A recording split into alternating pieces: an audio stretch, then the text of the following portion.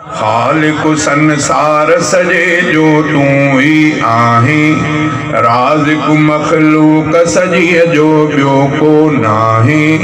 मुंहिंजा ख़ुदा ईअं थो थिए जीअं बि तूं चाहीं। खालिक संसार सजे जो तू ही आहीं। तूं ही थो औलाद बख्शी, तूं ही धीअर ॾींदो आ, तूं ही पुट बख्शींदो आ। तूं ही थो हर ग़ैब ॼाणी, तोखां कुझु बि नाहे लिखियल, तुंहिंजे अॻियां आहे खुलियल। जेको भी तोखे सॾे थो तव्हांखे वरनाई। खालिक संसार सजे जो तूं ही आहीं, राज़िक मखलूक सजीअ जो ॿियो को नाही।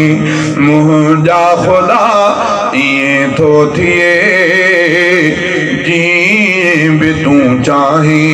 खालिक संसार सजे जो तूं ही आहीं। तूं ही थो सिज उभारी, तूं ही तंहिंखे लाहीं थो, चंड बि तूं चमकाहीं थो। तूं ही थो सिज उभारी, तूं ही तंहिंखे लाहीं थो, चंड बि तूं चमकाहीं थो।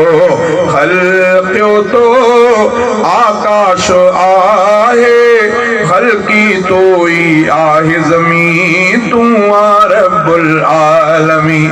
तो जहिड़ी ॿियो कंहिंखे न आहे ताक़त रब साईं। खालिक संसार सजे जो तूं ही आहीं, राज़िक मखलूक सजीअ जो ॿियो को नाही। मुंहिंजा ख़ुदा ईअं थो थिए जीअं बि तूं चाहीं। खालिक संसार सजे जो तूं ही आहीं। तुंहिंजी था साराह ॻाइनि, जीत पखी हैवान सभई, देव परियूं इंसान सभई। तुंहिंजे था गंज मां खाइनि, तुंहिंजी सब लाइ आहे सखा, तुंहिंजी सब ते आहे अता। पंहिंजनि तोड़े गैरनि ते बि फज़ल पयो फरमाई। खालिक संसार सजे जो तूं ही आहीं, राज़िक मखलूक सजीअ जो ॿियो को नाही। मुंहिंजा ख़ुदा ईअं थो थिए जीअं बि तूं चाहीं। खालिक संसार सजे जो तूं ही आहीं। तुंहिंजो को हमसर न आहे, मीर हुजे या अमीर हुजे, पैगंबर भी पीर हुजे।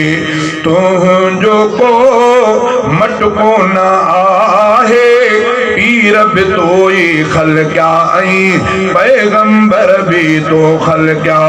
सारा है न रफ़ीक सगे थो तोखे ऐ साईं।